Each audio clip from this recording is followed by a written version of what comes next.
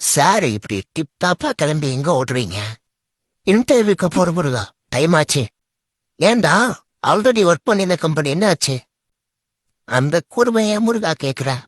கூட அந்த ஒருத்த, மச்சான் இந்த கம்பெனி சரியில்லை, பேப்பர் போட்டு வெளியே போயிட்டேன்னா நமக்கு நல்ல சேலரி வரும், அப்படி இப்படின்னு சொன்னா. நானும் அவன் பேச்சை கேட்டு பேப்பர் போட்டு வெளியே வந்துட்டேன். அதோட விளைவுதான் முருகா. இப்போ ஃபைல் எடுத்துக்கிட்டு கம்பெனிங்க இன்டர்வியூ போயிட்டு இருக்கேன். சரி, ஏன்டா தனியா போற? அவனையும் வீட்டு போவந்துட்டானே. அங்கதான் முருகா ட்விஸ்ட் இருக்கு. பேப்பர் போட்டுட்டு வெளியே வந்தது நான் மட்டும்தான் முருகா, அவன் இல்ல. அதுக்கப்புறம் தான் தெரியுது, அவன் இந்த மாதிரி நிறைய பேரை பேப்பர் கொண்டு சொல்லி பிரெயின் வாஷ் பண்ணி அவன் அதே கம்பெனில ப்ரொமோஷன் வாங்கிட்டு இருக்கான். ஒரே கம்பெனில 8 வருஷம் ஒர்க் பண்றான்னு சொல்லும் போது எனக்கு தெரிஞ்சிருக்கணும். சரி விட்டு, அடப்பாவுமே, இப்படிதான் கூட அறுப்பானுங்க. ஆமா முருகா. சரி, எனக்கு இன்டர்வியூ டைம் ஆச்சு, நான் கிளம்புறேன். உங்க கம்பெனில யாருன்னா இப்படி இருந்தா இந்த வீடியோல டைப் பண்ணி விடு.